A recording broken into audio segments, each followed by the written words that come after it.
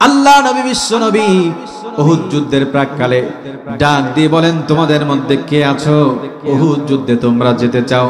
তোমরা তোমাদের নাম ঠিকানা লিখে আমার কাছে দাও।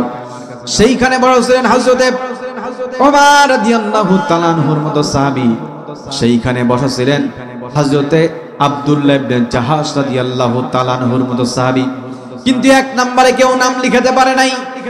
এক নম্বরে নাম লিখালেন যিনি আল্লাহ নবী বিশ্ব নবীর প্রতিবন্ধী সাহাবী, নাম তার হযরতে আমর ইবনে জুমহ রাদিয়াল্লাহু তাআলা আনহু। এক হাত ছিল অচল, এক পা ছিল অচল। এক নম্বরে উহুদ যুদ্ধের জন্য নামটা লিখায় প্রমাণ করেছে রাসূলের কত বড় আশিক। নবী আমার বলেন, আমি তো তোমাকে যুদ্ধের অনুমতি দিতে পারবো না। কেন নবীজি আপনি আমাকে যুদ্ধের অনুমতি দিবেন না? বলছে, তোমার শরীরে যে অবস্থা, তুমি যুদ্ধ করতে সক্ষম নও বরং অক্ষম। এই অবস্থায় আমি তোমাকে কি করে যুদ্ধের অনুমতি দেই? কিন্তু তিনি কি করবেন, তিনি তো নাছরবান্দা। নবীজি আমাকে যুদ্ধের অনুমতি দেন নাই তো কি হয়েছে? আমার 4টা ছেলে আছে, যার মধ্যে সব থেকে ছোট ছেলে যে তার বয়স মাত্র 7 বছর। আমি আমার 3 জন অ্যাডাল্ট সন্তানের সঙ্গে আমি আমার ওই ছোট্ট ছেলেকেও ঘরে বসায় রাখবো না।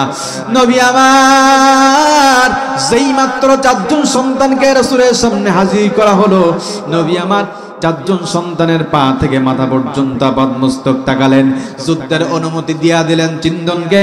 4র্থ নম্বর সন্তানের দিকে তাকালেন যখন, নবী আমার হতভম্ব হয়ে গেলেন। ডাক দিয়ে বলেন, আমর ইবনে জুমহ, এটা বুঝলাম তোমার এই 3 জন সন্তান যুদ্ধ করতে সক্ষম, কিন্তু আমি তোমার কাছে জানতে চাই তোমার এই ছোট্ট 7 বছরের সন্তানটা কি কাজে দেবে? বলে, নবীজি আমি জানি আমার এই 7 বছরের ছোট্ট সন্তানটা কোনো কাজে দেবে না, কিন্তু একটা কথা আমি আপনাকে দিতে পারি। আপনি নবীকে লক্ষ্য করে বারবার কাফের বেঈমানরা যখন তীর আর তরবারি নিক্ষেপ করবে, আমার ছোট্ট সন্তানটা কিছু করতে পারুক আর না পারুক, আপনি নবীর সামনে গিয়ে তার বুকটা পেতে দিতে পারবে। যতক্ষণ পর্যন্ত আমার কলিজার টুকরা সন্তানের দেহে এক ফোঁটা রক্তবিন্দু থাকবে গো নবী, ততক্ষণ পর্যন্ত আমার কলিজার টুকরা ছোট্ট ছেলেটা আপনি নবীর সামনে থেকে সরে যাবে না। নবী আমার যুদ্ধের অনুমতি দিয়ে দিলেন। উহুদের প্রান্তরে ঘোরতর যুদ্ধ শুরু হয়ে গেল। যুদ্ধ করতে করতে 4 জন ভাইকে শহীদ করে দিয়েছে। এই খবর পিতার কানে চলে গিয়েছে। পিতা এই খবর শোনার সঙ্গে সঙ্গে নিজেকে আর কন্ট্রোল করতে পারলেন না। তিনি চলে গেলেন এক পায়ের উপরে ভর দিয়ে উহুদের প্রান্তরে। গিয়ে দেখেন 4 জন সন্তানের নিথর দেহ পড়ে আছে। নিজেকে আর কন্ট্রোল করতে পারলেন না। নবী আমার দূর থেকে দেখতেছেন হযরত আমর ইবনে জুমহকে কাফেররা ঘিরে ধরেছে।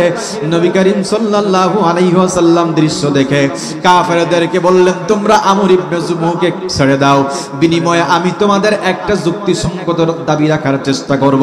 কিন্তু সেই দিন কাফের বেঈমানেরা এতটুকু সহানুভূতি বিশ্বনবীর সাহাবীর প্রতি দেখায় নাই, নির্মমভাবে শহীদ করে দিল। নবী আমার লাশের পাশে গিয়ে বলে, আমর ইবনে জুমহ রে, আমি নবীর ভালোবাসায় আল্লাহর দিনকে আল্লাহর জমিনে বাস্তবায়ন করার জন্য তুমি তোমার জীবনটা বিসর্জন দিয়েছো। শুধু তাই নয়, তোমার 7 জন ছেলে ছিল, যার মধ্যে সব থেকে ছোট ছেলে যে বয়স তার মাত্র 7 বছর। যেই 7 বছরে আমরা আমাদের সন্তানকে ইসলামের প্রাথমিক বিধিবিধান পর্যন্ত শিক্ষা দেই না। কত বড় আদর্শবান পিতা তুমি! তোমার 7 বছরের ছোট্ট সন্তানকেও তুমি ঘরে বসায় রাখো নাই। তুমি তোমার 3 জন সন্তানের সঙ্গে, ছেলের সঙ্গে, ইয়াডাল ছেলের সঙ্গে তোমার 7 বছরের ছোট্ট সন্তানকেও জিহাদের ময়দানে পাঠিয়ে দিয়েছো। নবী আমার ডাক দিয়ে বলেন, আমর ইবনে জুমহ, তুমি আমার ভালোবাসায় আল্লাহর দিনকে আল্লাহর জমিনে বাস্তবায়ন করার জন্য জীবন দিয়ে দিয়েছো। তোমার 4 জন সন্তান জীবন দিয়ে দিয়েছে। এক কথাই তোমরা আমাকে ভুলে যাও নাই। আমিও নবী তোমাদের কথা দিচ্ছি, জান্নাতের ময়দানেও আমি নবী তোমাদের ভুলে যাব না।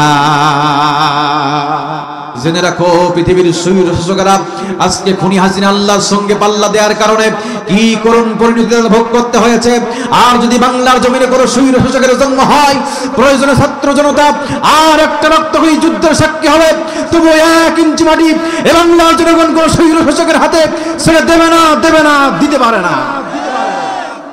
আমি জননী তুমি হারনি, পালিয়ে গেছো তুমি এটাই জানি। আমি জননী তুমি হারনি, পালিয়ে গেছো তুমি এটাই জানি, পালিয়ে গেছো তুমি এটাই জানি। দেশটাকে চুষে গেলে 16টি বছর, প্রকৃত দেশপ্রেমী পাইনি কদর। দেশটাকে চুষে গেলে 16টি বছর, প্রকৃত দেশপ্রেমী পাইনি কদর। তুমি যে ছিলে শয়তানের নানি, পালিয়ে গেছো তুমি এটাই জানি। আমি জননী তুমি হারনি, পালিয়ে গেছো তুমি এটাই জানি। উন্নয়নের নামে মূলা ধরিয়ে 100 কোটি টাকা নিয়ে গেলে পালিয়ে। উন্নয়নের নামে মূলা ধরিয়ে 100 কোটি টাকা নিয়ে গেলে পালিয়ে। তুমি তো মুখোশধারী শাকসুন্নি, পালিয়ে গেছো তুমি এটাই জানি। আমি জননী তুমি হারনি, পালিয়ে গেছো তুমি এটাই জানি। দাদার কাছে গেছো এটাই জানি। কথা বলেন। এমন কোন অন্যায়, এমন কোন জুলুম নাই করে নাই। আজকে যে কিতাব থেকে আমরা কথা শুনবো, সেই কিতাবের নাম কি? জোরে বলেন। এই কিতাবের মধ্যে কোনো ভুল আছে, কোনো সন্দেহ আছে, কোনো সংশয় আছে? এটা কার কথা? আল্লাহ তাআলা বলেন, দালিকাল কিতাবু লা রাইবা ফীহি হুদাল লিল মুত্তাকিন। এটা এমন একটা কিতাব, যেই কিতাবের মধ্যে বিন্দু মাত্র কোনো ভুল নাই। সুবহানাল্লাহ আসতে বলে। পৃথিবীতে প্রায় 4500 ধর্মীয় গ্রন্থ আছে, এমন কোন গ্রন্থ নাই যেই গ্রন্থের মধ্যে কোনো না কোনো ভুল নাই। কিন্তু কোরআন এমন একটা কিতাব, আজও পর্যন্ত একটা ভুল কেউ বের করতে পারেনি। আমেরিকার ধর্মীয় গুরু জাকির নায়েকের ধর্মীয় গুরু নাম তার আহমেদ দিদার, তিনি একটা বই লিখেছেন, the ultimate of the holy Quran. এই বই তিনি উল্লেখ করতেছেন পৃথিবীর সব থেকে পাওয়ারফুল কম্পিউটার, নাম হলো তার ক্রেয়ন সুপার কম্পিউটার। পৃথিবীর 10 জন মুসলিম বিজ্ঞানী এই কম্পিউটারের কাছে একটা করে কিতাব দিচ্ছে আর জিজ্ঞেস করছে এই কিতাবের মধ্যে কোনো ভুল আছে নাকি, এই কিতাবের মতো আর একটা কিতাব রচনা করা সম্ভব কিনা। প্রথমে দেয়া হলো বাইবেল, কম্পিউটার তথ্য দিয়েছে বাইবেলের মধ্যে এই কয়টা ভুল আছে, এর মতো আর একটা কিতাব রচনা করা সম্ভব। তারপরে গীতা, এর মধ্যে এই কয়টা ভুল আছে, এর মতো আর একটা কিতাব রচনা করা সম্ভব। তারপরে রামায়ণ, দশাতির গ্রন্থ সাহেব, ওল্ড টেস্টামেন্ট জিন্দাবেস্তা, সর্বশেষ আল্লাহর কোরআন দেয়া হলো। আল্লাহু আকবার বল। যেই মাত্র আল্লাহর কোরআন দেয়া হয়েছে, কম্পিউটার তথ্য দিয়েছে, কোরআনের মধ্যে বিন্দু মাত্র কোনো ভুল নাই। কিন্তু কোরআনের মতো আর একটা কিতাব বানালেও বানানো যেতে পারে। এই আশ্চর্যজনিত তথ্য পেয়ে গবেষণাগারে থাকা 10 জন মুসলিম বিজ্ঞানী আনন্দে আত্মর হয়ে গেল। এতদিন মুসলমানরা বলেছে তাদের কিতাবে কোনো ভুল নাই, এটা না হয় মানলাম, কিন্তু তাদের মতো একটা কিতাব রচনা করা সম্ভব এটা তো তারা বলে নাই, বরং তাদের কথা ভুল প্রমাণ হয়ে গেল। জোরে বলেন নাউজুবিল্লাহ। এই চিন্তা করে যখন তারা আনন্দ উল্লাস শুরু করবে, একজনের মাথায় এই কথা এসেছে, এটা না হয় বুঝলাম কোরআনের মতো আর একটা কিতাব রচনা করা সম্ভব, কিন্তু সময় লাগবে কতদিন। যেই মাত্র কম্পিউটারকে জানতে চেয়েছে, কম্পিউটার তথ্য দিয়েছে সময় লাগবে মাত্র 63 অক্টিলিয়ান টাইমস, অর্থাৎ 63 অক্টিলিয়ান বছর। এই সংখ্যা কোনদিন শুনেছেন? জোরে বলেন। সংখ্যাতাত্ত্বিক নিয়ম ওদেরকে শেখায়, প্রথমে একক, তারপরে দশক, শতক, সহস্র, অযুত, লক্ষ, নিযুত, কোটি, মিলিয়ন, বিলিয়ন, ট্রিলিয়ন, জিলিয়ন, তারপর হলো অক্টিলিয়ন। নিউমেরিক্যাল সায়েন্স বলেন octillion is very dangerous to reach there. এটা এমন একটা সংখ্যা যেটা পর্যন্ত পৌঁছানো পৃথিবীর কোনো মানুষের পক্ষে সম্ভব না। সর্বশেষ কম্পিউটার অ্যানালাইসিস তথা বিশ্লেষণ করে তথ্য দিয়েছে, it's quite impossible to create a book like Quran. 63 octillion বছর বাঁচাও সম্ভব নয়, কোরআনের মতো আর একটা কিতাব রচনা করা সম্ভব নয়। চিল্লায় বলেন সুবহানাল্লাহ। সেই কিতাব থেকে আমরা যারা আলোচনা শোনার জন্য বসেছি আমরা খুশি না বেজার? ধরে বলে আজকে পৃথিবীর মুসলমান জাতি সব থেকে লাঞ্ছিত এবং বঞ্চিত। আবার এই মুসলমান জাতি পৃথিবীর সব থেকে সম্মানিত এবং সম্ভ্রান্ত, একটাই মাত্র কারণ, কোরআন মানলে সে সম্মানিত, কোরআন না মানলে সে অপমানিত। ও জামানা মে মুআজ্জাজ থে, ও জামানা মে মুআজ্জাজ থে, আমিলে কুরআন হোকর, और तुम खारो जलील हुए तारके कुरआन होकर। সে যুগের মুসলিম মর্যাদাবান ছিল, সে যুগের মুসলিম মর্যাদাবান ছিল কোরআন মানার জন্যে, আর আজ লাঞ্ছিত বঞ্চিত কোরআন ছাড়ার কারণে। যদি কোরআন না থাকে এ জীবনে, কি আছে জীবনে আমার? যদি কোরআন না থাকে এ জীবনে, কি আছে জীবনে আমার? কোরআন আছে সবই আছে ভুবনে আমার, কোরআন নাই কিছু নাই ব্যথারি পাহাড়।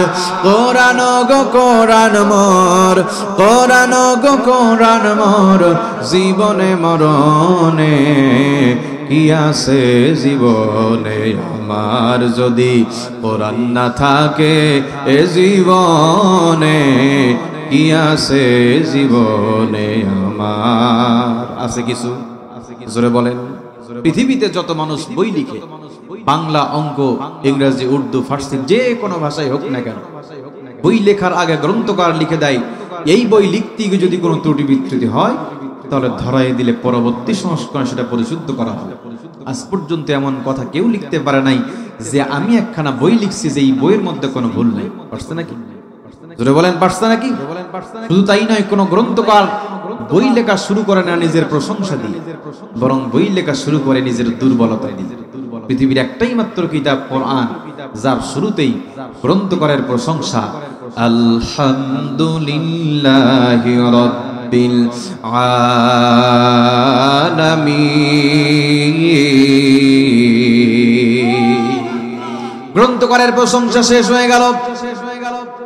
কিছু দূর সামনে গিয়ে এমন প্রশ্ন মনের মধ্যে উকি দিতে পারে, পৃথিবীতে এমন কোন কিতাব নাই, পৃথিবীতে এমন কোন বই নাই যেই কিতাবের মধ্যে, যেই বইয়ের মধ্যে কোনো ভুল নাই। এ কোরআনের মধ্যে কোনো ভুল আছে নাকি? যেই মাত্র এমন প্রশ্ন মনের মধ্যে উকি দেবে, সঙ্গে সঙ্গে কোরআনুল কারীম জবাব দিবে, যালিকাল কিতাবু লা রাইবা ফীহি হুদাল লিল মুত্তাকিন।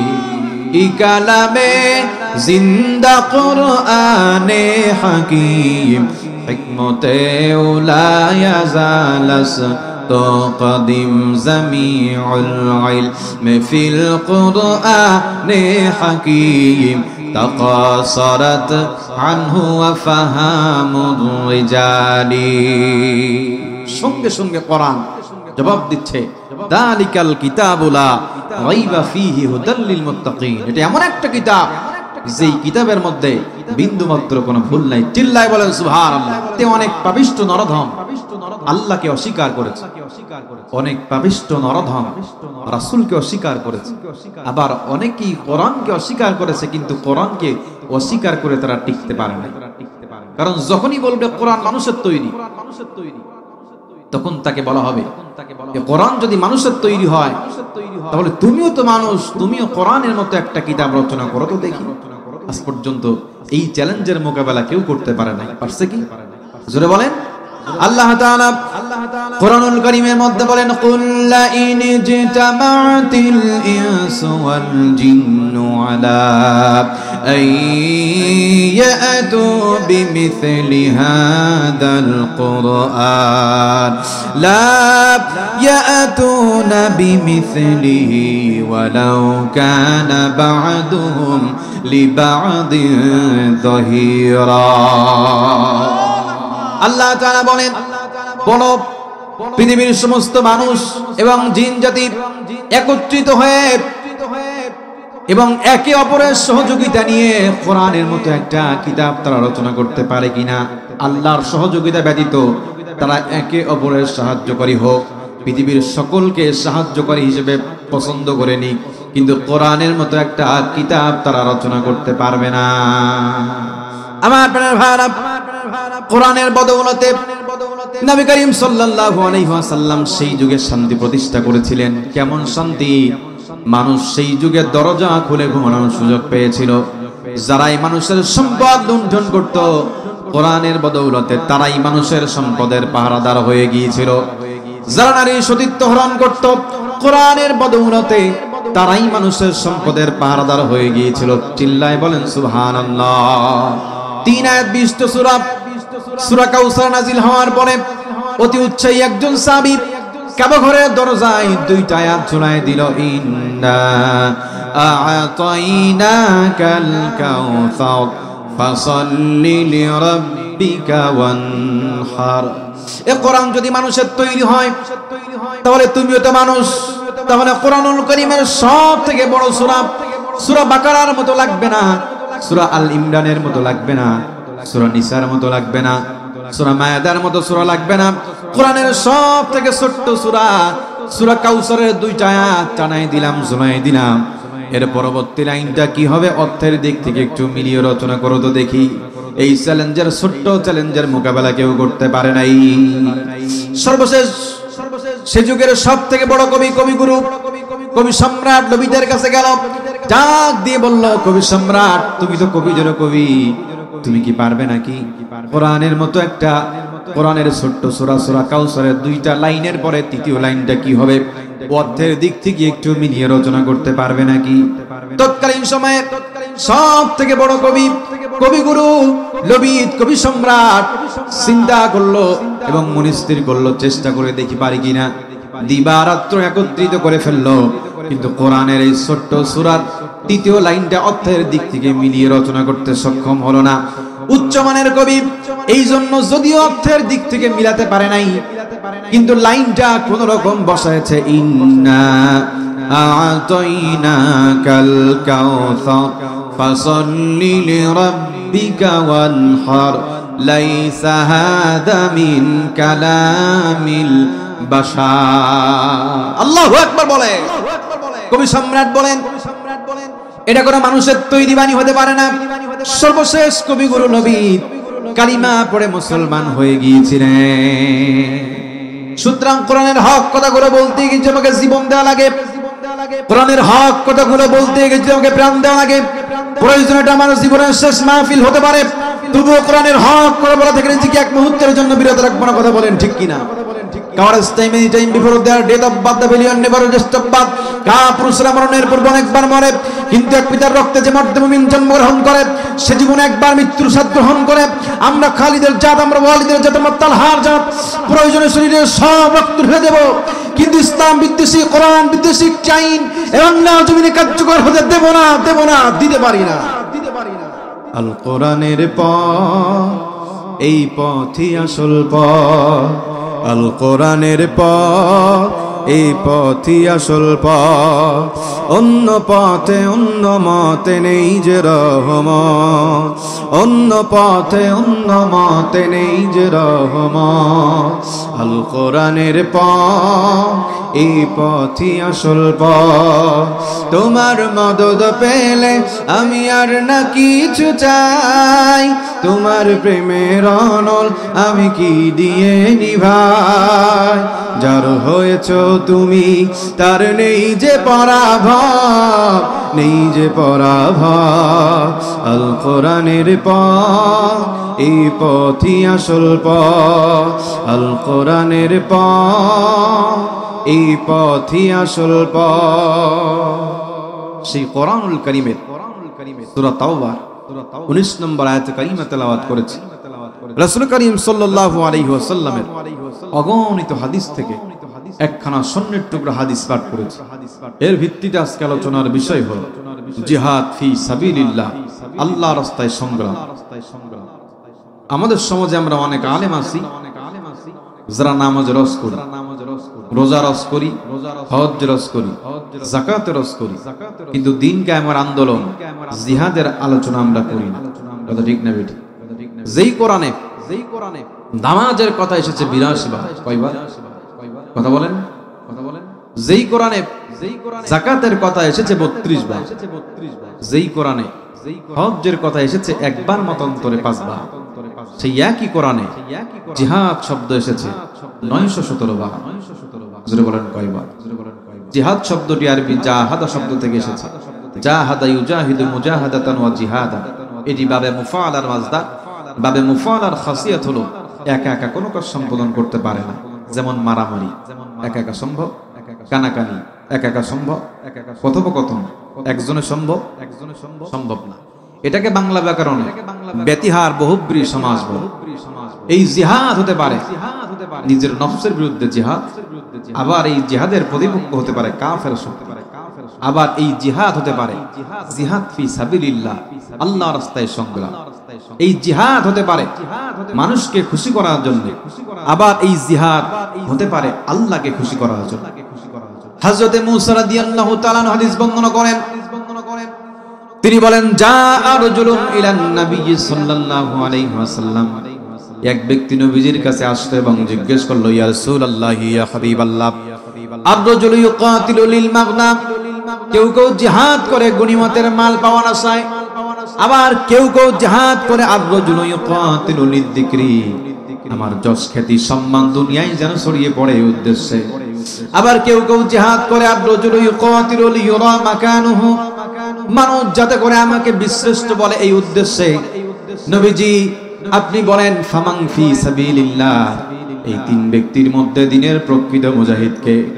নবী করিম সাল্লাল্লাহু আলাইহি ওয়াসাল্লাম বলেন মান কাতালা লিতাকুনা কালিমাতুল্লাহি হিয়াল উলিয়া ফাহুয়া ফি সাবিলিল্লাহ, যেই ব্যক্তি আল্লাহর দ্বীনকে আল্লাহর জমিনে বাস্তবায়ন করার জন্য জান এবং মাল দিয়ে আল্লাহর রাস্তায় লড়াই করে সংগ্রাম করে, এই ব্যক্তি হলো দিনের প্রকৃত মুজাহিদ।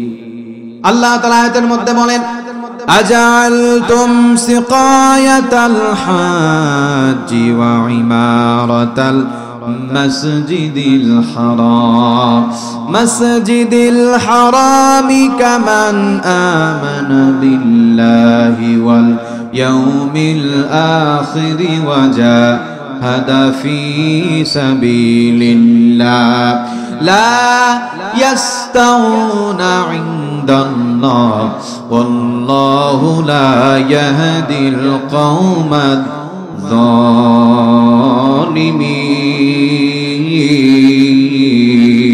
जालिमीन।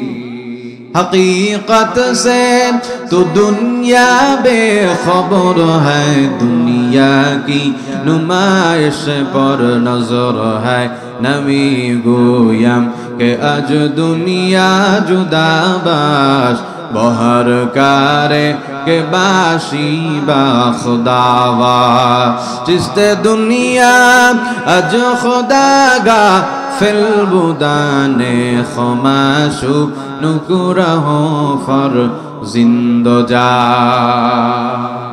আল্লাহ তাআলা এই আয়াতটা কেন নাযিল করেছেন, এর শানে নজুল আগে আমাদের জানতে হবে।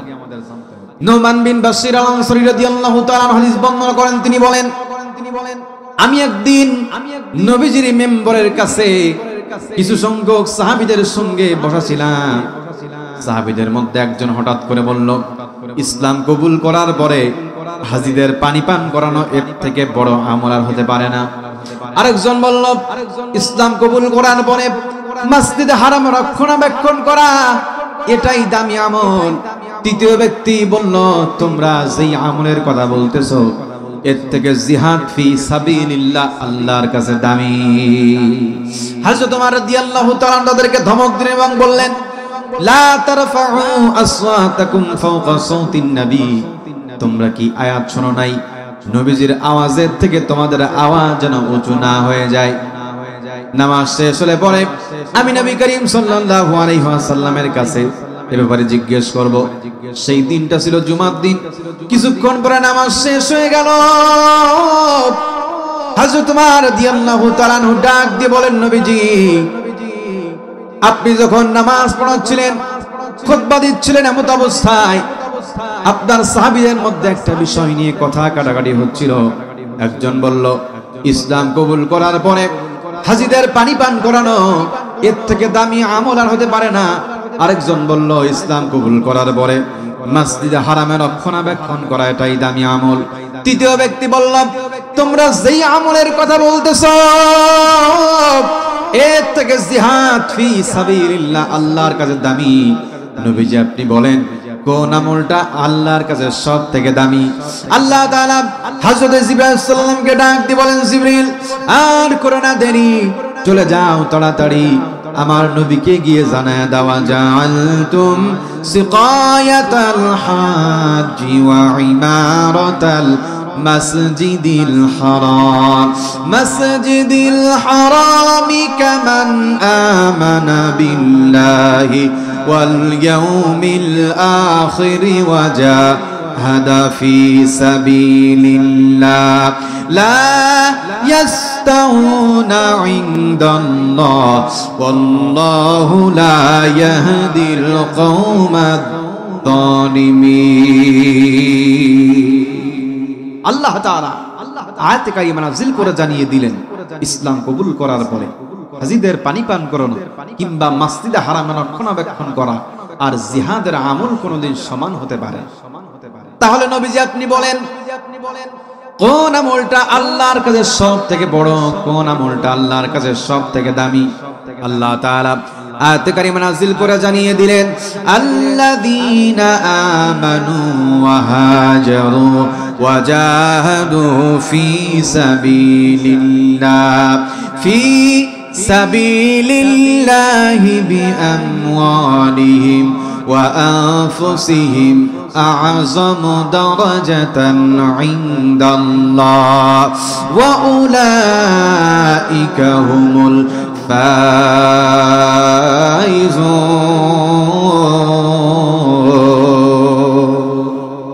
আল্লাহ তাআলা আয়াতে কারিমা নাযিল করে জানিয়ে দিলেন, আল্লাযীনা আমানু, নিশ্চয় যারা ঈমান এনেছে, ঈমান আনার পরে ওয়া হাজারু, যারা হিজরত করেছে, হিজরত করার পরে ওয়া জাহাদু, যারা জিহাদ করেছে, ফি সাবিলিল্লাহ আল্লাহর রাস্তায় সংগ্রাম করেছে জান এবং মাল দিয়ে, আ'যামু দারাজাতান ইনদাল্লাহ, আমি আল্লাহর কাছে জিহাদের মর্যাদা সব থেকে বেশি। এ বক্তব্য কার? জোরে বলেন বক্তব্য কার? সুতরাং জিহাদ ফি সাবিলিল্লাহ আমল করার কারণে মানুষ আপনাকে রাজাকার বলতে পারে, জিহাদের আমল করার কারণে মানুষ আপনাকে জঙ্গি বলতে পারে, জিহাদের আমল করার কারণে মানুষ আপনাকে মানবতা বিরোধী বলতে পারে, কিন্তু আল্লাহর বক্তব্য আ'যামু দারাজাতান ইনদাল্লাহ, আমি আল্লাহর কাছে জিহাদের মর্যাদা সব থেকে বেশি। আর আল্লাহর কাছে ফিরে হওয়ার জন্য প্রয়োজনে মুসলমানরা জান এবং মাল দিয়ে আল্লাহর রাস্তায় জীবন বিসর্জন দেবে, তবু জিহাদ থেকে মুসলমানকে এক মুহূর্তের জন্য বঞ্চিত রাখা যাবে না, যাবে না, যাবে না। জিহাদের আমল আর অন্য আমল কোনদিন সমান হতে পারে না। বক্তব্য কার? জোরে বলেন। এই ঈমানের পথ কণ্টকাকীর্ণ পথ, কুসুমাস্তীর্ণ নয়, কাঁটাযুক্ত পথ। চড়াই উতরাই পেরিয়ে কাঙ্ক্ষিত লক্ষ্যে পৌঁছাতে পারলেই না জান্নাতে যাওয়া যায়। জোরে বলেন ঠিক কিনা? জান্নাত এত সহজ না। আল্লাহ পাক শুধু দাড়ি, টুপি, জুব্বা এগুলো দেখেই জান্নাতের ব্যাপারটা তা। আল্লাহ তাআলা বলেন, আম হাসিবতুম আন তাদখুলুল জান্নাতা ওয়া লাম্মা ইয়া'লামিল্লাহুল্লাযীনা জাহাদু মিনকুম ওয়া ইয়া'লামাস সাবিরিন। আল্লাহ তাআলা বলেন, তোমরা কি মনে করেছো তোমরা এমনি এমনি জান্নাতে যাবে অথচ তোমাদেরকে পরীক্ষা করা হবে না? আল্লাহ পাক বলেন, অবশ্যই তোমাদেরকে পরীক্ষা করা হবে। আল্লাহ পাক বলেন, আমি অবশ্যই দেখব বিপদ আপদ মুসিবতে কে উত্তম ধৈর্য ধারণ করেছে আর কে জিহাদের আমল করেছে। এই দুইটা জিনিস দেখে তারপরে আমি আল্লাহ জান্নাতে ঢুকাবো। আল্লাহ তাআলা যদি শুধু দাড়ি, টুপি, জুব্বা এগুলো দেখে জান্নাতে কাউকে দেয়, তাহলে আব্দুল্লাহ ইবনে উবাই ইবনে সালুল তো জান্নাতুল ফিরদাউস পায়। একেবারে নবী করিম সাল্লাল্লাহু আলাইহি ওয়াসাল্লামের পিছনে নামাজ আদায় করেছে, কিন্তু নামাজ পড়েই নবীর বিরুদ্ধে ষড়যন্ত্রে লিপ্ত হয়েছে।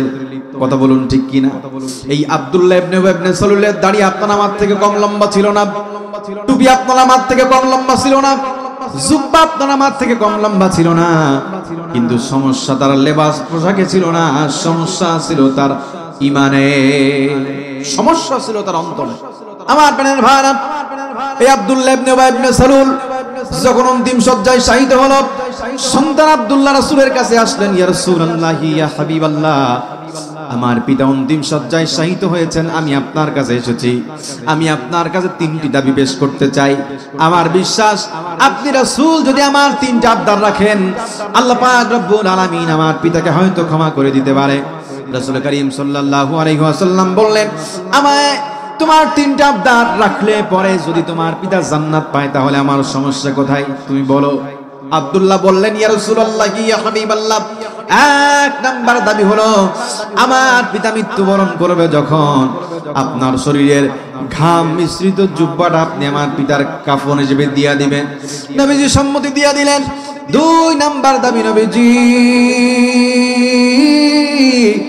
আমার পিতা মারা যাবে যখন, আমার পিতার জানাজাটা আপনি দয়া করে পড়াবেন। আমার বিশ্বাস স্বয়ং নবী যার জানাজা পড়াবে সে কোনোদিন আল্লাহর জাহান্নামে যেতে পারে না। 3 নাম্বার দাবি, নবীজি আমার পিতার কাফনে জড়ানো হয়ে যাবে, দাফন হয়ে যাবে, আমার পিতার কবরের পাশে দাঁড়িয়ে আপনি একটু আল্লাহর কাছে দোয়া করে দেবেন, যাতে করে আল্লাহ পাক রব্বুল আলামিন আমার পিতাকে ক্ষমা করে দেয়। নবীজি সম্মতি দিয়া দিলেন। আব্দুল্লাহ হাস্যোজ্জ্বল চেহারা নিয়ে বাসায় চলে গেল। কিছুদিন পরে আব্দুল্লাহ ইবনে উবাই ইবনে সালুল মারা গেল। রাসূলের কাছে কাঁদতে কাঁদতে চলে আসলো সন্তান, ইয়া রাসূলুল্লাহ, আমার পিতা মারা গিয়েছে, আমি আপনার কাছে 3টি দাবি রেখেছিলাম, আপনি রাসূল পূরণ করবেন বলে সম্মতি দিয়েছিলেন। নবীজি 1 নাম্বার দাবি অনুযায়ী শরীরের ঘাম মিশ্রিত জুব্বাটা পিতার কাফন হিসেবে দিয়ে দিলেন, কাফনে জড়ানো হয়ে গেল। 2 নাম্বার দাবি, নবীজি আপনি বলেছিলেন আমার পিতার জানাজা আপনি পড়াবেন। নবী করিম সাল্লাল্লাহু আলাইহি ওয়াসাল্লাম জানাজার নামাজে দাঁড়ায় গেছেন, তখনও মুনাফিকদের জানাজা পড়া যাবে না এই মর্মে সুস্পষ্ট আয়াত নাজিল হয় নাই। আমার প্রাণের ভাইরা, হযরত ওমর রাদিয়াল্লাহু তাআলা আনহু পেছন দিক থেকে নবীজির জুব্বা মুবারক স্পর্শ করলেন, ডাক দিয়ে বলেন, আপনি কার জানাজা পড়েন নবীজি? রাসূল করিম সাল্লাল্লাহু আলাইহি ওয়াসাল্লাম কোনো কথা বললেন না। হযরত ওমর রাদিয়াল্লাহু তাআলা আনহু বললেন, আপনি কার জানাজা পড়েন? আপনি কি জানেন না মুনাফিকদের জানাজা পড়া যাবে না? নবী করিম সাল্লাল্লাহু আলাইহি ওয়াসাল্লাম বললেন, যতক্ষণ পর্যন্ত এই ব্যাপারে আমার কাছে সুস্পষ্ট আয়াত নাজিল না হবে ততক্ষণ পর্যন্ত আমি মুহাম্মদ বিরত থাকব না। কোনো বন্ধ নাই। নবী করিম সাল্লাল্লাহু আলাইহি ওয়াসাল্লাম যেই মাত্র জানাজার নামাজ শেষ করেছিলেন, আল্লাহ তাআলা আয়াত কারিমা নাজিল করে জানিয়ে দিলেন, এর জানাজা পড়াও যা, না পড়াও তাই, সুতরাং জানাজা পড়ে কোনো লাভ হবে না। আমার প্রাণের ভাইরা, কোনো বন্ধ নাই। কেন নবীজি জানাজা সালাত শেষ করেছিলেন সেটার কারণ আছে। কারণ নবীজি তাকে যে কথা দিয়েছিলেন আমি জানাজার নামাজ পড়াবো, নবীজির কথার বরখেলাপ হয়ে যাবে, এই জন্য জানাজার নামাজ শেষ হলে পরে আল্লাহ পাক আয়াত নাযিল করে জানিয়ে দিলেন।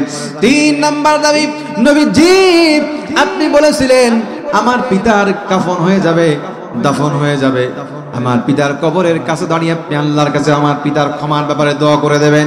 আল্লাহ রাসূল সাল্লাল্লাহু আলাইহি ওয়াসাল্লাম 2টি হাত উঁচু করে আব্দুল্লাহ ইবনে উবাই ইবনে সালুলের জন্য আল্লাহর কাছে বলছে, আল্লাহ তুমি তাকে maaf করে দাও।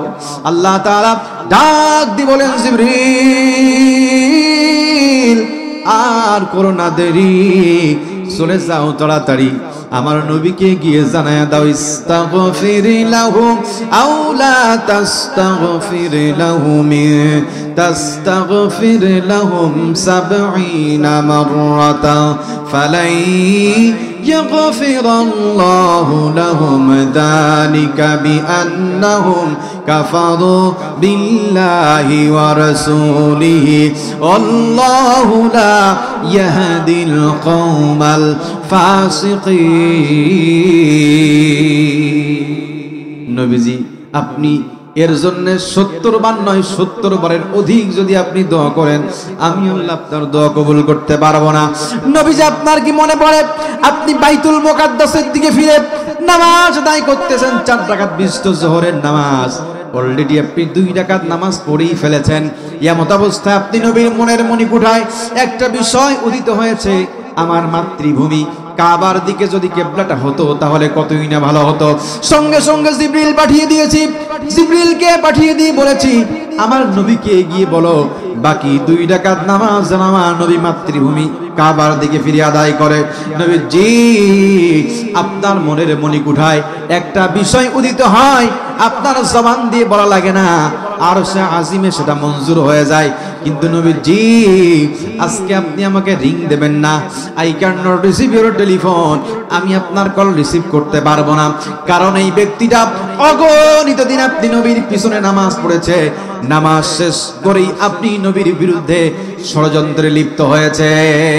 এই আব্দুল্লাহ ইবনে উবাই ইবনে সালুল এত বড় একজন মুনাফিক ছিল, যার নেতৃত্বে হুদের প্রান্তরে মাত্র 1000 সৈন্য থেকে 300 জন মুনাফিক মাইনাস হয়ে গিয়েছিল। আল্লাহ তাআলা এই সকল মুনাফিকদের ব্যাপারে বলেন ইন্নাল মুনাফিকিনা ফিদ দারকিল আসফালি মিনান নার, মুনাফিকদের জায়গা হবে জাহান্নামের সর্বনিম্ন স্তরে। কাফের বেঈমানরা ইসলাম কবুল না করা সত্ত্বেও জাহান্নামের যে স্তরে থাকবে, মুনাফিকরা সর্বনিম্ন স্তরে থাকবে। এ কথা কার? জোরে বলেন কার? তাহলে আল্লাহ পাক দাড়ি টুপি জুব্বা এগুলো দেখেই জান্নাতে দেবে, ব্যাপারটা তা না। আল্লাহ তাআলা অন্য আয়াতের মধ্যে বলেন আম হাসিবতুম আন তাদখুলুল জান্নাতা ওয়ালাম্মা ইয়াতিকুম মাসালুল লাযীনা খালু মিন ক্বাবলিকুম মাসাতুহুমুল বাসা ওয়াদ-দাররা ওয়া যুলজিলু হাত্তা ইয়াকুলার রাসূলু ওয়াল্লাযীনা আমানু মা'আহু মাতা নাসরুল্লাহ আলা ইন্না নাসরাল্লাহি করিব।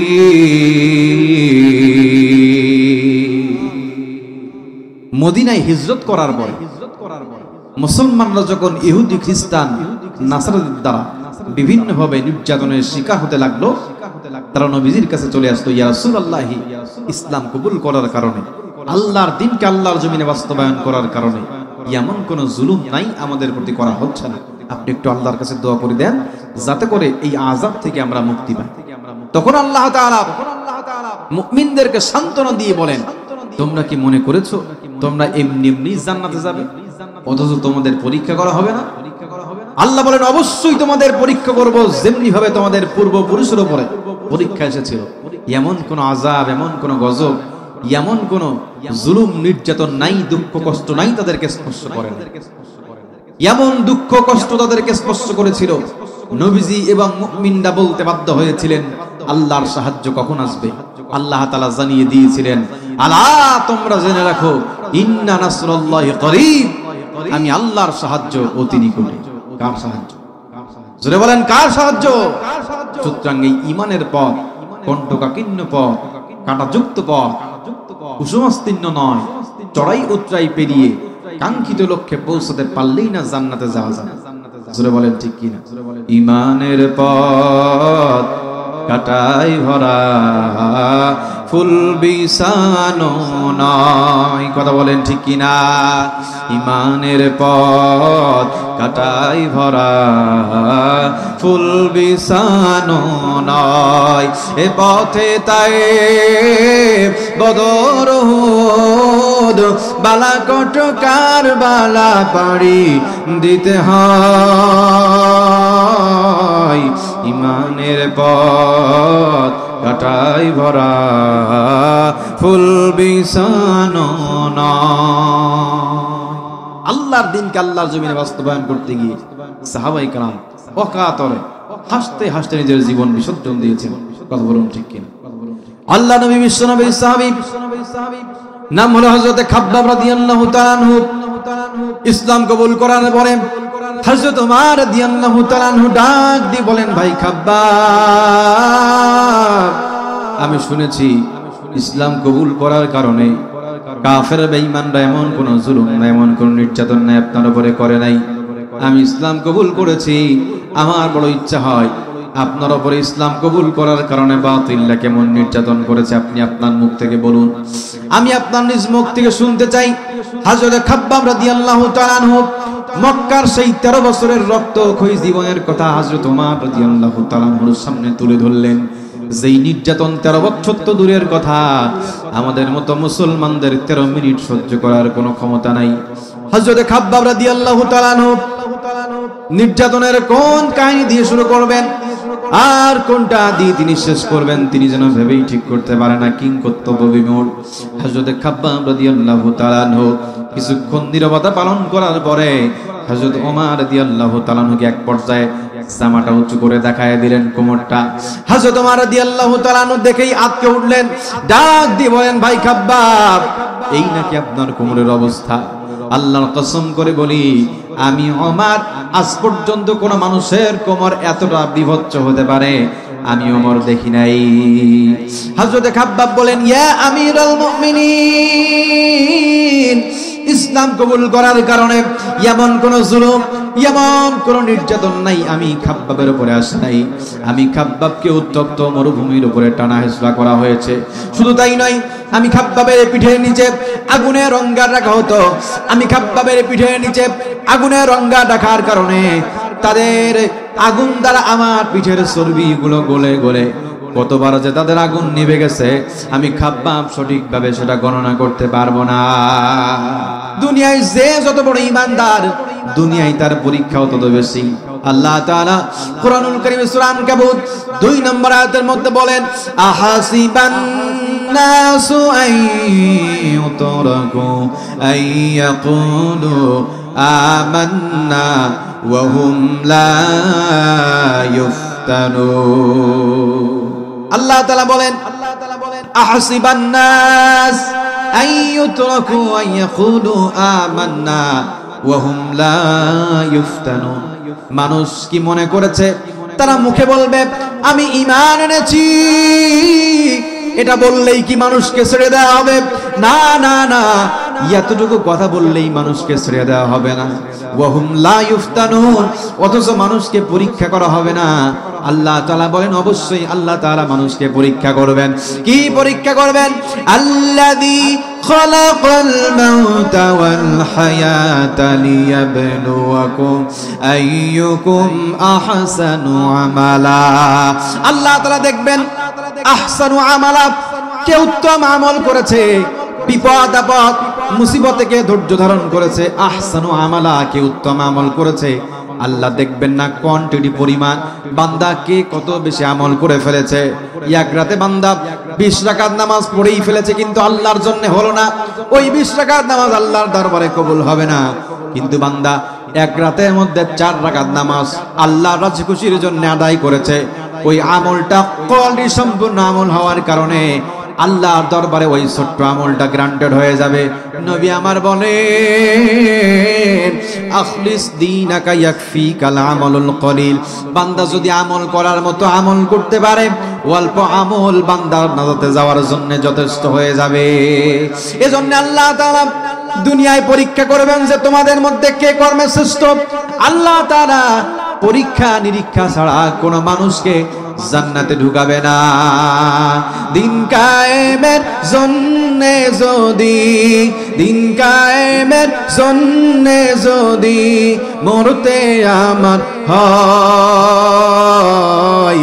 এমন মরণ দাও গো প্রভু, ও গো দয়াময়, এমন মরণ দাও গো প্রভু, ও গো দয়াময়। আল্লাহ তাআলার হুকুম শোনো, যুদ্ধে বাহির হও না কেন। আল্লাহ তাআলার হুকুম শোনো, যুদ্ধে বাহির হও না কেন। মাজলুমানের কান্না তোমার, মাজলুমানের কান্না তোমার, কেমনে প্রাণে সয়, এমন মরণ দাও গো প্রভু, ও গো দয়াময়, এমন মরণ দাও গো প্রভু, ও গো দয়াময়। দিন কায়েমের জন্যে যদি মরতে আমার হয়,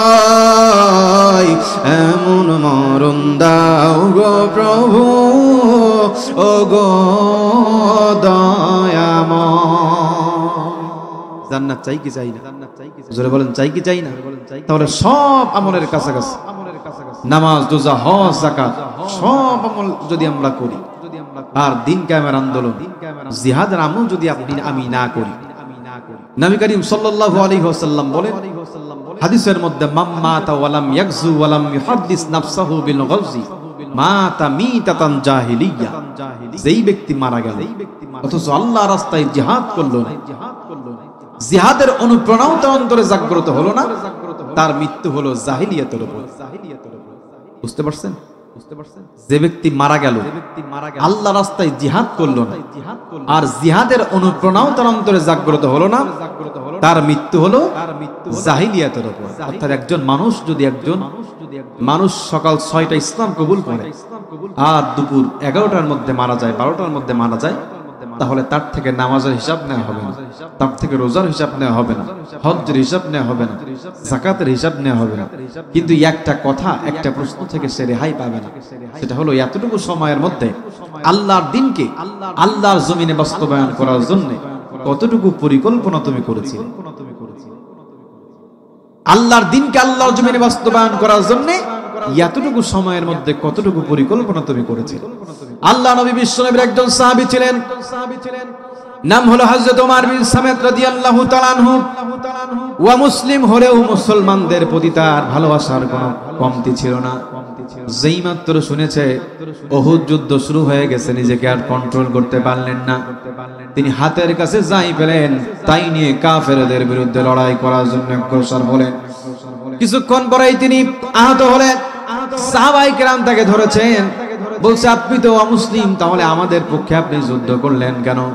বলছে আমি যেই মাত্র শুনেছি উহুদ যুদ্ধ শুরু হয়ে গেছে, আমি নিজেকে আর কন্ট্রোল করতে পারি নাই, আমি নিজে নিজে ইসলাম কবুল করে আমি উহুদের প্রান্তরে ঝাঁপিয়ে পড়েছি। কিছুক্ষণ পরে হযরত ওমর বিন সামেত শহীদ হয়ে গেলেন। রাসূল করিম সাল্লাল্লাহু আলাইহি ওয়াসাল্লামের কাছে জিজ্ঞেস করা হচ্ছে, নবীজি ওমর বিন সামেত এক ওয়াক্ত নামাজ পড়ে নাই, রোজা রাখে নাই, হজ করে নাই, যাকাত দেয় নাই, ওমর বিন সামেত আল্লাহর জান্নাতে যাবে নাকি জাহান্নামে যাবে? নবী করিম সাল্লাল্লাহু আলাইহি ওয়াসাল্লাম বললেন, যদিও ওমর বিন সামেত এক ওয়াক্ত নামাজ পড়ে নাই, রোজা রাখে নাই, হজ করে নাই, যাকাত দেয় নাই, সেই সুযোগ পায় নাই, কিন্তু এতটুকু সময়ের মধ্যে আল্লাহর দ্বীনকে আল্লাহর জমিনে বাস্তবায়ন করার কারণে যেই প্রচেষ্টা হযরত ওমর বিন সামেত করেছে, মৃত্যুবরণ করার সঙ্গে সঙ্গে ওমর বিন সামেত আল্লাহর জান্নাতে চলে যাবে। এই জন্য সব আমল যদি আপনি আমি করি, আর দিন কায়েমের আন্দোলন, জিহাদের আমল যদি আপনি আমি না করি, জান্নাতে যাওয়া যাবে? জোরে বলেন যাবে? এই জন্য নামাজ, রোজা, হজ, যাকাত, পিতামাতার হক, প্রতিবেশীর হক, সব আমলের কাছাকাছি আল্লাহ তাআলা দিন কায়েমের আন্দোলন, জিহাদের আমল যেন আমাদের সকলকে করার তৌফিক দান করেন। জোরে বলেন না। কাল কিয়ামতের কঠিন ময়দানে সর্বপ্রথম বান্দার নামাজের হিসাব নেওয়া হবে। মৃত্যুর পরে মানুষকে কয়টা প্রশ্ন করা হবে বলেন তো? সঠিক কথা বলেছেন, কিন্তু আমরা সকলেই জানি 3টা প্রশ্ন করা হবে। কিন্তু মৃত্যুর পরে ঈমানদারকে 5টা প্রশ্ন করা হবে। পক্ষান্তরে যারা কাফের তাদেরকে প্রশ্ন করা হবে 4টা। জোরে বলেন কয়টা? ঈমানদারের 1 নাম্বার প্রশ্ন হবে সাইকোলজিক্যাল প্রশ্ন, মনস্তাত্ত্বিক প্রশ্ন, মনোবিদ্যাগত প্রশ্ন। ইদা উকবিরাতিল মাইয়িতু মুসিলাত লাহু শামসু ইনদা গুরুবিহা ফায়াজলিসু ওয়া ইয়ামসাহু আইনাইহি দাউনি ইউসাল্লি। 1 নাম্বার প্রশ্ন তাকে করা হবে যখন উকবিরাতিল মাইয়িতু, কবর থেকে মাইয়িতকে উঠানো হবে। মুসিলাত লাহুস শামসু, সূর্যকে ডুবুডুবু অবস্থায় মাখনের সামনে হাজির করা হবে। সে উঠেই তার আইনাইহি, দুই চোখ মুছতে থাকবে এবং বলতে থাকবে, দাউনি, আমাকে ছেড়ে দাও, উসল্লি, আমি নামাজ আদায় করি। অর্থাৎ যখন পৃথিবীতে এই অবস্থা চলে আসতো তার সামনে ইমানদারের সঙ্গে, তখনই নামাজে চলে গিয়েছে। তাহলে সূর্যকে যে অবস্থায় তার সামনে হাজির করা হবে, দেখেই বুঝতে পারবে যে এখন আমার নামাজের সময় হয়ে গিয়েছে। 2 নম্বর প্রশ্ন, মান রব্বুকা, তোমার রবকে। রবের বিধিবিধান যে পঙ্খানুপুঙ্খ ভাবে পালন করেছে, সেই উত্তর দিতে পারবে রব্বি আল্লাহ, আমার রবকে। 3 নম্বর প্রশ্ন করা হবে, তোমার দিন কি? দীনুনা ইসলাম। যারা দুনিয়ায় ইসলাম ধর্মের সকল বিধিবিধান পালন করেছে। 4 নম্বর প্রশ্ন, ওমান নাবিয়্যুকা, তোমার নবীকে। কোন বর্ণনায় ওমান হাজার রাজুল, রাসূল করিম সাল্লাল্লাহু আলাইহি ওয়াসাল্লামকে দেখানো হবে কোন একটা মাধ্যম দিয়ে, কিন্তু বলা হয় না রাসূলের কোন ছবি দেখানো হবে। রাসূল করিম সাল্লাল্লাহু আলাইহি ওয়াসাল্লাম জুব্বা পরে দাঁড়িয়ে থাকবেন, নাকি উহুদের প্রান্তরে রক্তাক্ত শরীর, রক্তমাখা জামা পরে রাসূল দাঁড়িয়ে থাকবেন, সেই কথা বলা হয় না। যারা নবীজির সহজ এবং কঠিন সুন্নাত দুটাই মেনেছে, রাসূল করিম সাল্লাল্লাহু আলাইহি ওয়াসাল্লামকে যে কোন অবস্থায় দেখলেই তারা চিনতে পারবে। চিল্লায় বলেন সুবহান। 5 নম্বর প্রশ্ন, ওয়ামা ইউদরিকা, তুমি এগুলো জানলে কি করে? তখন মুমিন ব্যক্তি জবাব দিবে, কোরআন পড়েছি, কোরআন পড়ে জেনেছি। তখন তাকে নির্দেশ দেয়া হবে, অফরিসু, তুমি ঘুমায় যাও, ইলা ইয়াউমিল কিয়ামা, বাসর সজ্জায় যেমন বউ নিয়ে ঘুমায় যায়, ইয়াউমুল কিয়ামা, কিয়ামত পর্যন্ত। চিল্লায় বলেন সুবহানাল্লাহ। পক্ষান্তরে কাফেরকে 4টা প্রশ্ন করা হবে। 1 নম্বর প্রশ্ন, একই প্রশ্ন, সাইকোলজিক্যাল প্রশ্ন। তার সামনে যখন সূর্যকে ডুবুডুবু অবস্থায় হাজির করা হবে, সূর্য দেখে সে বুঝতে পারবে যে এখন আমার নামাজের সময় হয়েছে, কারণ দুনিয়ায় তো নামাজ পড়ে নাই। জোরে বলেন। সূর্যকে দেখে সে বুঝতে পারবে না, কারণ দুনিয়ায় এক ওয়াক্ত নামাজ পড়ে নাই, নামাজের ধারে কাছেও যায় না। এজন্য দেখে তারা বুঝতে পারবে না। 2 নাম্বার, মান রব্বুকা, তোমার রবকে, উত্তর দিতে পারবে না। 3 নাম্বার, তোমার দিন কি, উত্তর দিতে পারবে না। 4 নাম্বার, তোমার নবীকে, নবীর সুন্নাত যারা মানে নাই, নবীকে যে কোন অবস্থায় দেখানো হলে নবীজিকে দেখে তারা চিনতে পারবে না। জোরে বলেন নাউজুবিল্লাহ। এই 4টা প্রশ্ন করা হবে। 5ম নম্বর প্রশ্ন, তাদেরকে কেন করা হবে না? 5ম প্রশ্ন তাদের জন্য যারা এই 4টা প্রশ্নের উত্তর দিতে পারবে। রাসূল করিম সাল্লাল্লাহু আলাইহি ওয়াসাল্লাম বলেন, বাইনাল আবদি ওয়া বাইনাল কুফরি তারকুস সালাত। কাফের আর মুসলমানদের মধ্যে পার্থক্য হলো নামাজের। তারা নামাজ পড়ে আর কাফেররা নামাজ পড়ে না। এজন্য সর্বপ্রথম হিসাব নেওয়া হবে নামাজের। বান্দা নামাজ পড়েছিলি কিনা বল। নামাজ না পড়া জিনা করার থেকে খারাপ কাজ। নামাজ না পড়া ব্যভিচার করার থেকে খারাপ কাজ। নামাজ না পড়া সুদ খাওয়ার থেকে খারাপ কাজ। আল্লাহ নবী মুসা আলাইহিস সালামের কাছে একজন মহিলা এসে বলে, নবী, আমি জিনা করে ফেলেছি, জিনা করার কারণে আমার রেহেমে বাচ্চা কনসিভ হয়েছে, বাচ্চা ভূমিষ্ঠ হওয়ার সাথে সাথে আসার দিয়ে মেরে ফেলেছি। নবীজি, আমার মতো অপরাধী কি আর কেউ আছে? বলছে, না, তোমার মতো অপরাধী আর কেউ হতে পারে না। সঙ্গে সঙ্গে জিবরিল আমি এসে বলছে, নবী, এর থেকে বড় অপরাধী আছে। বলছে, এর থেকে বড় অপরাধী আবার কে হতে পারে? যে 3টা অপরাধ করেছে, জিনা করেছে একটা অপরাধ, রেহেমে বাচ্চা কনসিভ হয়েছে আরেকটা অপরাধ, 3 নম্বর অপরাধ বাচ্চার কোনো দোষ ছিল না, ভূমিষ্ঠ হওয়ার সাথে সাথে আসার দিয়ে মেরে ফেলেছে। এর থেকে অপরাধী বান্দাবান্দি আর কে হতে পারে? বলছে, এর থেকে অপরাধী বান্দাবান্দি তারা দুনিয়ায় যারা সুস্থ থাকার পরেও নামাজ পড়ে না। এখন আপনি আমি সুস্থ আছি, আপনার আমার গায়ে জোর আছে, কিন্তু আপনি আমি মসজিদে যেতে চাই না, কিন্তু এমন একটা সময় আসবে ইচ্ছা থাকবে কিন্তু শক্তি, জোরে বলেন, ইচ্ছা থাকবে কিন্তু শক্তি থাকবে না। এজন্য মৃত্যু অনিবার্য। রাসূল করিম সাল্লাল্লাহু আলাইহি ওয়াসাল্লাম বলেন, ইগতানিম খামসান ক্বাবলা খামসিন, 5টি জিনিস আসার পূর্বে 5টি জিনিসকে গনিমত মনে করো, মূল্যায়ন করো। তার মধ্যে একটা হলো হায়াতাকা ক্বাবলা মাউতিক, মৃত্যু আসার পূর্বে তোমরা জীবনকে প্রাধান্য দাও, কারণ আইনামা তাকুনু ইউদরিকুমুল মাউত ওয়ালাউ কুনতুম ফি বুরুজিম মুশাইয়াদা। এই মরণ থেকে পালানোর জন্য যদি বান্দা সুদৃঢ় দুর্গের মধ্যে অবস্থান করে, এ বান্দা মরণ থেকে পালাতে পারবে। জোরে বলেন। শুধু তাই না, আল্লাহ তাআলা বলেন, ফাইদা জা আজালুহুম লা ইস্তাখিরুনা সাআতাও ওয়া লা ইস্তাকদিমুন। বান্দার মৃত্যু কখন কিভাবে কোথায় হবে যেখানে নির্ধারণ করা হয়েছে, বান্দার মৃত্যু 1 সেকেন্ড আগেও বান্দার মৃত্যু হবে না, 1 সেকেন্ড পরেও বান্দার মৃত্যু হবে না। আল্লাহ ডাক আসলে সাথে সাথেই আল্লাহ ডাকে সাড়া দিতে হবে। কেউ রেহাই পাবো? জোরে বলেন। আল্লাহ তাআলা বলেন, কুল ইন্নাল মাউতাল্লাযী তাফিরুনা মিনহু ফাইন্নাহু মুলাকীকুম। নবীজি আপনি বলে দেন, মৃত্যু সকলকে মোলাকাত করবে, কেউ মরণ থেকে পালাতে পারবে? কেউ মরণ থেকে পালাতে পারবে না। এজন্য মৃত্যু অনিবার্য। কবরে গিয়ে যখন আমাদেরকে 5টা প্রশ্ন করা হবে, কবরে আমরা উত্তর দিতে পারবো না। এজন্য দুনিয়াতে আমাদেরকে পুঁজি সঞ্চয় করতে হবে। দুনিয়ায় যদি পুঁজি সঞ্চয় করতে না পারি, কাল কিয়ামতের কঠিন ময়দানে আল্লাহর সামনে আমরা দাঁড়াতে পারবো কি? ওই যে দেখো ডাকিতেছে তোমায় কবরের মাটি, ওই যে দেখো ডাকিতেছে তোমায় কবরের মাটি। ও তোমার গোনা দিন ফুরাইয়া যাবে, গোনা দিন ফুরাইয়া যাবে, যৌবনে লাগবে ভাটি। ওই যে দেখো ডাকিতেছে তোমায় কবরের মাটি, ওই যে দেখো ডাকিতেছে তোমায় কবরের মাটি। যেদিন সন্ধ্যার আগে ডুববে রে বেলা,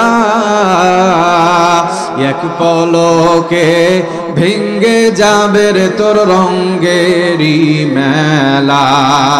সন্ধ্যার আগে যেদিন ডুববে রে বেলা, এক পলকে ভেঙ্গে যাবে রে তোর রঙ্গেরি মেলা। কারে দিবা তুমি জোরে ধমক, কারে দিবা তুমি জোরে ধমক, কার মাথায় ভাঙবা লাঠি। ওই যে দেখো ডাকিতেছে তোমায় কবরের মাটি, ওই যে দেখো ডাকিতেছে তোমায় কবরের মাটি। খবর পেয়ে আসবে আত্মীয় স্বজন, তোমার চারি পাশে বসে সবাই করিবে কান্দ। খবর পেয়ে আসবে আত্মীয় স্বজন, তোমার চারি পাশে বসে সবাই করিবে কান্দ। সাজাইবে তোমায় মনের মতো, সাজাইবে তোমায় মনের মতো, কি সুন্দর পরিপাটি। ওই যে দেখো ডাকিতেছে তোমায় কবরের মাটি, ওই যে দেখো ডাকিতেছে তোমায় কবরের মাটি। ও তোমার গোনা দিন ফুরাইয়া যাবে, গোনা দিন ফুরাইয়া যাবে, যৌবনে লাগবে ভাটি। ওই যে দেখো ডাকিতেছে তোমায় কবরের মাটি, ওই যে দেখো ডাকিতেছে তোমায় কবরের মাটি।